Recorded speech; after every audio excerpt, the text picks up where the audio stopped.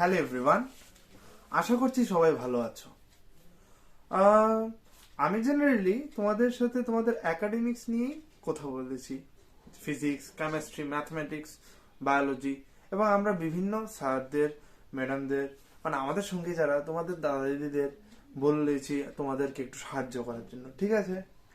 তো আমি যখন কলেজে পড়ছি, কোন তো জানো আমি সেন্ট জেভিয়ার্সে পড়ছি ফিজিক্স অনার্স নিয়ে।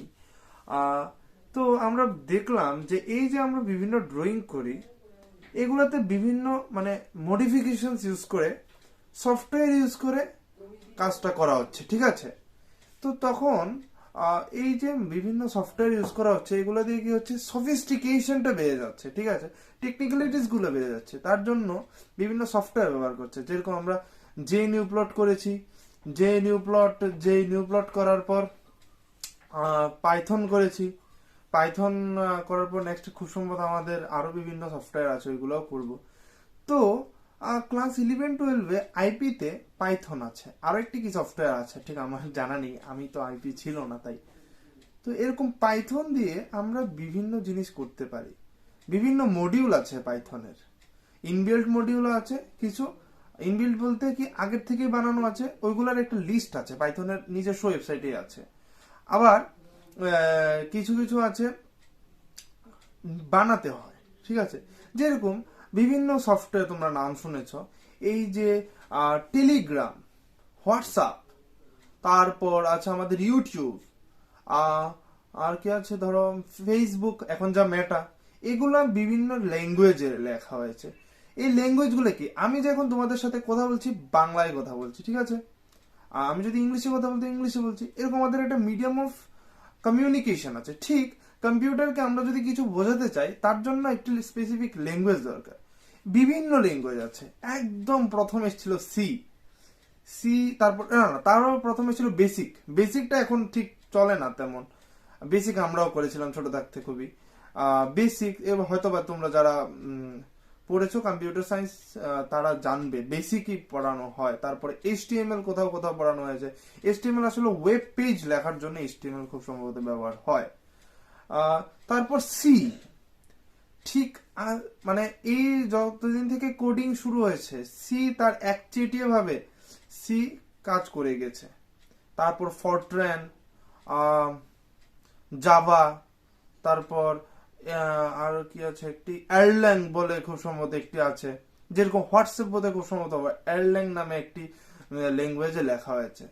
তো এরকম আবার টেলিগ্রাম লেখা হয়েছে C++-এ।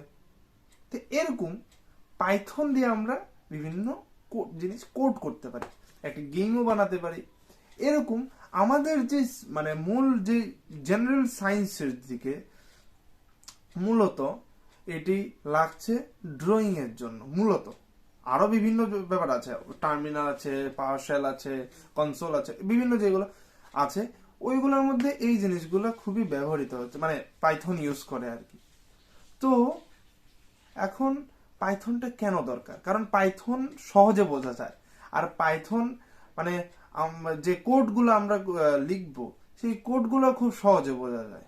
এটা হলো পাইথনের একটা অ্যাডভান্টেজ। তাই পাইথন এখন বেশ র্যাপিড গ্রোয়িং একটি কম্পিউটার ল্যাঙ্গুয়েজ এবং সিম্পল। তাই পাইথন খুব খুব দরকার। টার্টল মডিউলটা আমরা জেনারেলি করি, আমি স্পেসিফিকেশনসে যাচ্ছি না। এবার তার জন্য তোমাদের একজন নতুন মেন্টর আসবেন, ভাস্কর হালদার, সেন্ট জেভিয়ার্স কলকাতা থেকে আসবেন, বলতে তোমাদের করাবে। ও ফিজিক্স ডিপার্টমেন্ট থেকেই, আমার সঙ্গেরই। আশা করছি ভালো লাগবে তোমাদের। আর কোডিং এখন খুবই প্রয়োজনীয়, এবং যারা ইঞ্জিনিয়ারিং মানে তাদের তো সবার শিখতে লাগবে পাইথন। মানে হ্যালো ওয়ার্ল্ড, মানে একদম সবাই হ্যালো, একদম বেসিক জিনিস। কোডার যারা কোডিং করে তাদের জন্য এটা বলতে বললে প্রথম মানে একটা বিরাট বড় স্বপ্ন, হ্যালো ওয়ার্ল্ড টাইপ করলে আউটপুট আসাটা। ঠিক আছে, তাহলে আমাদের সঙ্গে কে থাকবে? ভাস্কর হালদার। ঠিক আছে, অল দ্য ভেরি বেস্ট। সবাই একদম দারুণ করে শিখবে। আমিও তোমাদের সাথে শিখছি, আমিও এখনো শিখছি ঠিকই। ও খুব ভালো জানে এই জিনিসটা। ওর সঙ্গে আমরা শিখছি। All the very best. Thank you.